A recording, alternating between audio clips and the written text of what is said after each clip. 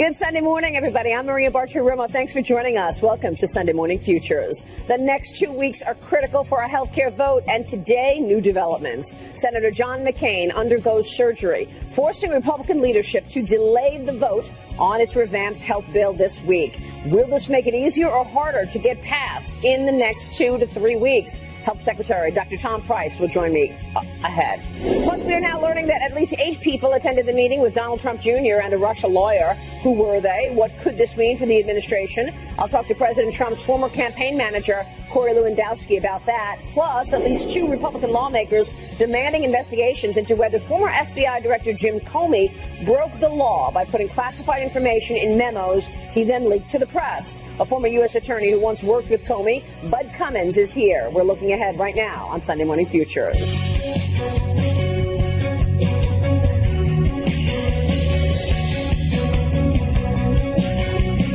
Senate Majority Leader Mitch McConnell announcing he will delay consideration of the Republican health care bill while Arizona Senator John McCain recovers from surgery.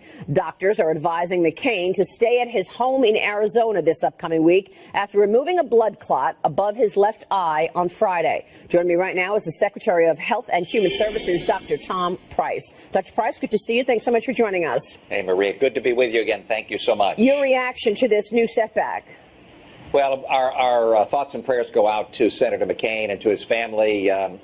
Never was there a fighter like John McCain, so I have great confidence that he will come through this with flying colors. But we wish him the very, very best, and I respect Senator McConnell's decision to delay any vote on this for at least a week. I want to ask you what your thoughts are on the bill in its current form right now, and certainly from a patient's perspective. You are just back from the National Governors Association meeting, That's right. The annual meeting there, where you spoke with a number of governors.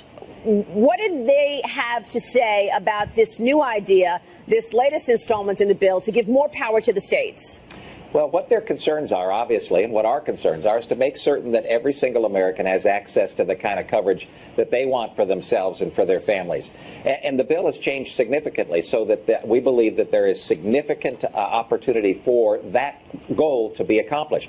The governors want flexibility. They want to make certain that they're able to design their Medicaid program as they see fit for their population. But they also want to make certain that the resources are there to be able to cover that vulnerable population. And one of the interesting things that's in this bill that wasn't in previous iterations is the opportunity to make certain that those folks that actually fell into a gap below 100% of the poverty level, but above where a state might allow individuals on the Medicaid system, that hole was not covered before. This bill provides for coverage for those individuals through the tax credit process, and that's something that's new. That also is one of the reasons that we believe we're going to be able to cover more individuals on this bill than are currently covered. Now, I know that's counterintuitive to folks that have been reading other headlines, but the goal is to get every single American covered and have access to the kind of coverage that they want. Well, you're right. I mean, with the CBO scoring basically suggesting that more than 20 million people get pushed off of getting insurance, people are saying, well, how is that possible? But the truth is that would be a choice, right?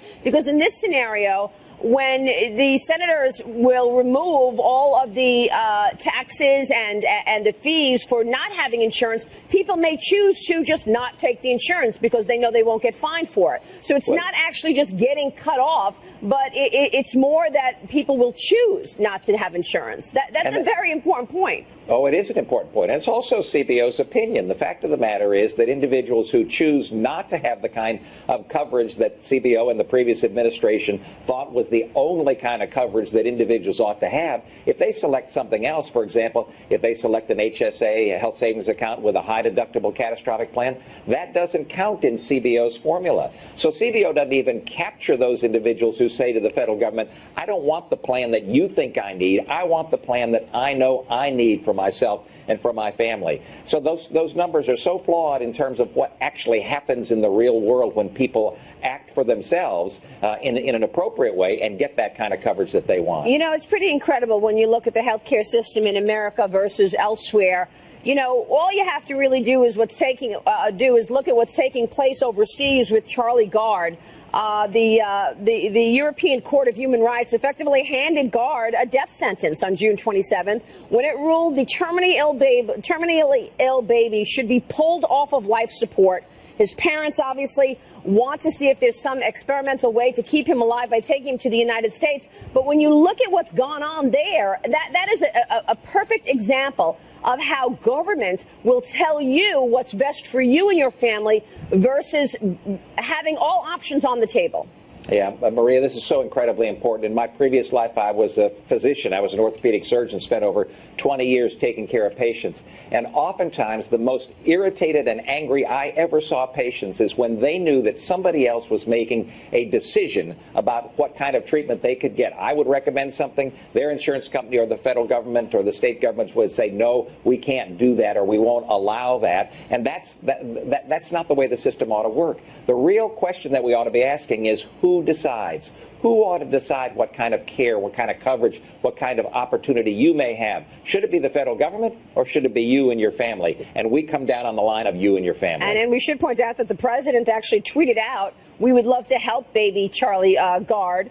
Britain's High Court apparently will hear the case on Monday in light of new claims of evidence from the Vatican's Children's Hospital that maybe their further treatment is unjustified. However, maybe not. So we'll be watching that story because it's such an important example to point out. Dr. Price, I want to ask you about the pushback on this health care bill, because the truth is you can give us a really good perspective in terms of what's in this bill and does it address the big issues that are important to patients today. When you consider the fact that two of the nation's largest health insurance groups sent a letter to Leader McConnell on Friday criticizing the inclusion of a conservative provision in the revised GOP health care bill, this is the Blue Cross Blue Shield Association joining health insurance plans, the nation's largest health care lobbying group, in slamming this revised GOP health care bill, saying that their criticism on the consumer freedom option, which allows insurance providers to offer less comprehensive, cheaper plans that do not meet the Obamacare requirements, as long as they offer at least one Obamacare compliant option. What's your take on this? I know you had a lot of conversations about this when you were with the governors as well. We did indeed, and it gets again to that question of who decides. Who decides what constitutes appropriate coverage? Should it be the federal government? Should it be insurance companies? Or should it be patients? We believe it ought to be patients. And I'm really, it boggles the mind to see the insurance companies objecting to the opportunity to be able to have people, real people across this country, select the kind of coverage that they want instead of what the government forces them to buy. And this is, in fact, the kind of risk pooling mechanism that has been used for decades. This is nothing new. The fact that the federal government came in 8 years ago, 7 years ago, and said, this is what you have to purchase, that's what we're trying to get away from, because when the government says this is what you have to purchase, of necessity, it doesn't include or may include more than you want, or doesn't include what you want. So what we want is patients and families and doctors to be making these decisions, not the federal government, not insurance companies. The system that we have right now may work for insurance companies, may work for the federal government, but it's not working for patients, and that's where the key is. But do you worry that there are still things in this bill that were some of the big problematic issues that were in the Affordable Care Act, like the two taxes that the senators say they're going to keep in there, the investment tax, 3.8%, as well as the payroll tax? I mean, do you worry that this is Obamacare light, as Senator Rand Paul has said? No, because I know that what Obamacare included was a penalty for individuals if they didn't purchase coverage. In fact, 6.5 million Americans across this country paid over $3 billion for the right not to purchase what the federal government told them they had to have. I worry about the current system that makes it so that 40% of the counties only have one choice in terms of an insurance coverage policy for them. That's Obamacare, and that's what we're going to get away from. And again, the governors told us what they needed was flexibility. That's what the bill provides, and it's this. We really sincerely believe that this is an opportunity to move in the direction of a better health care plan, a better health care system than we currently have, where 20 million individuals across this country currently don't have coverage. We want more individuals covered, not fewer. Yeah. Do you think they're going to be able to get this done, Dr. Price? Well, I do, because the senators know that what's out there right now isn't working. In terms of the Medicaid system, you've got a third of the physicians in this country who ought to be caring for Medicaid patients who aren't. That's not because they've forgotten how to take care of those patients. It's because of the system, again, that may work for government, may work for insurance, but it's not working for patients. So what the senators know is that in their state, you talk about Nevada, 14 of the 17 counties aren't going to have a single insurance company providing coverage if this current system holds. That's not a system that works for the Nevada citizens, and the governor of Nevada knows that. For other states where we're seeing significant decreases in insurance companies providing coverage, that doesn't work for their citizens. Right. And so what they're going to be telling their senators is, you've got to make certain that you fix this, that you make it so that we've got a system that works for patients and families and docs. All right, we'll be watching the developments, sir. Thanks so much for joining us this morning. Thank you, Maria. Have a great day. And to you, Dr. Price, thank you. We are also going to be speaking with Senator Lindsey Graham coming up in the program to find out why he says that insurance part of it is critical, plus why Senator Rand Paul is a no. That's all coming up in the program. But just ahead, Comey's memos. Did the former FBI director break the law and leak classified information? At least two lawmakers say they're going to find out. You can follow me on Twitter at Maria Bartiromo at Sunday Futures. Let us know what you'd like to hear from Bud Cummins. He's on the other side of this break as we look ahead right now on Sunday Morning Futures. Welcome back. At least two Republican lawmakers are reportedly pushing for investigations into whether former FBI Director James Comey broke the law and leaked classified information in his memos leaked to the press. Watch.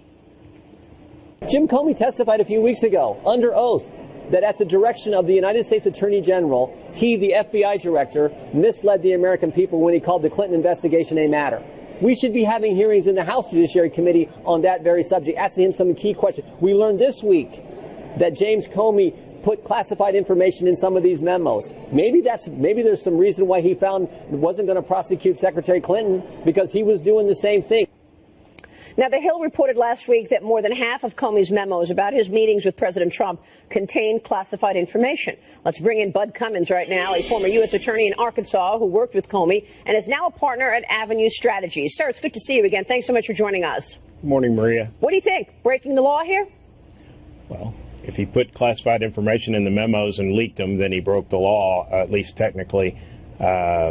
I don't want to get too far out on this because, to be honest with you, I'm skeptical of this story. I think Jim Comey made a lot of unfortunate decisions, starting with the Loretta Lynch plane trip and going forward. But I have a little trouble believing that he did this without further proof. Yeah, look, I think that, he obviously was dealt a tough hand. His boss was very clear in terms of wanting to suppress this investigation. She told him to call it a matter, and he did that. I mean, he did mislead the American people by calling it a matter, no?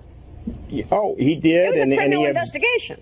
She was interfering. She created a massive appearance of impropriety by meeting with Bill Clinton. And what Jim Comey did, and I don't think he intended to make a mistake, but he made some unfortunate decisions to try to cure all those things from his seat at the FBI, and it resulted in probably a justified termination and a change at FBI. So do you think we will see an investigation here? Should we see an investigation and whether or not he did, in fact, break the law by passing that information on to the press? And he admitted it right there in the hearing. Yes, I wanted to affect change. He wanted a special prosecutor.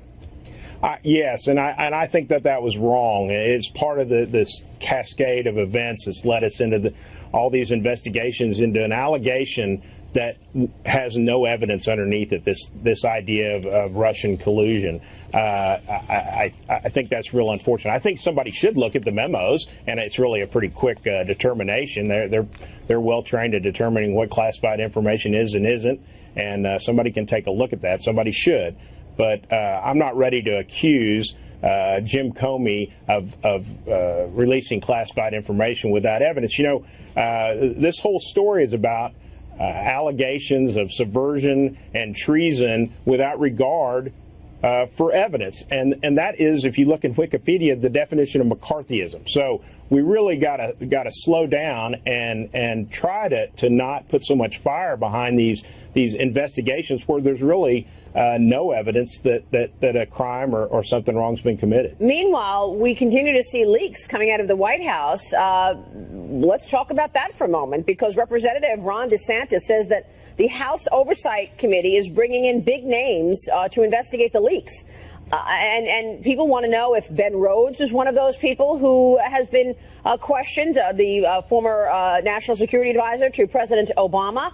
Is he calling his former colleagues who are currently working at the White House, Obama holdouts, and leaking information. Is he helping to leak things? What do you think about the leaks coming out of the White House in the intelligence community? How do you stop it?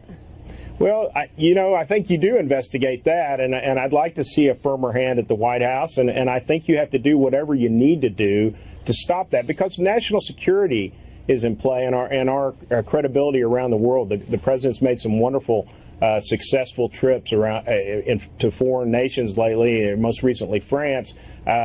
We're doing good things in the Middle East. We're having successes there, but we can't succeed if people are playing politics in every aspect of this, and that's serious business, national security. Yeah, but the point is, I mean, it's not stopping, and it feels like there's a real undermining going on from the intelligence community to this president. That's correct, and I think that is happening, and that should be investigated, as opposed to Russian collusion, which there's no evidence of. I think we ought to look at the things that we know happen and try to find out why they happen and who caused them to happen. And you can go back and look at a number of things that really haven't been looked at very hard that we know happened. But to date, we don't know that any collusion happened in regard to the Russian interference in our elections. That's absolutely right. Is there anything unnerving for you in terms of this Don Jr. meeting? No, not really. I mean, I sit with my partners. We collectively probably have 150, 200 years of political, legal campaign experience, and I don't even think there's a consensus about whether they should have taken the meeting, although a lot of people say if they'd been more experienced, they probably wouldn't have taken the meeting. But there's nothing in the email that describes the meeting that says they're going to hear about any illegally obtained evidence. For all they knew, they were going to present them with legally obtained documents of some serious misdeeds of their opponent. It's part of a campaign. You listen and you move on, but it really is a big nothing. The meeting is nothing. It's kind of circular. Nothing happened at the meeting. They say, we're in the context of this Russian investigation. Right. You say, well, there's no evidence of the Russian investigation. They say, well, the meeting. So, I don't know. The American people really need to speak up and say, cut our taxes, secure our borders, lower our health care costs, and stop this nonsense. Exactly what Jamie Dimon said on Friday. Execute the agenda that America voted for in November. But it's good to see you, sir. Thank you so much for joining us this morning. Thank you. Bud Cummins there. Bye-bye. So is it a smoking gun or overblown? As the fallout continues from Donald Trump Jr.'s emails, we'll talk with the president's former campaign manager, Corey Lewandowski, other side of this break. We're looking ahead on Sunday Morning Futures right now. Welcome back. We are now learning at least 8 people were in the meeting with Donald Trump Jr. at Trump Tower last year, including a former Soviet intelligence officer. Lawmakers are now calling on the president's son to testify in front of Congress about this. But are his emails actually a smoking gun for collusion, or is this all being blown out of proportion? We want to bring in Corey Lewandowski, President Trump's former campaign manager. Corey, good to see you, sir. Thanks so much for joining us. Good morning. Your reaction?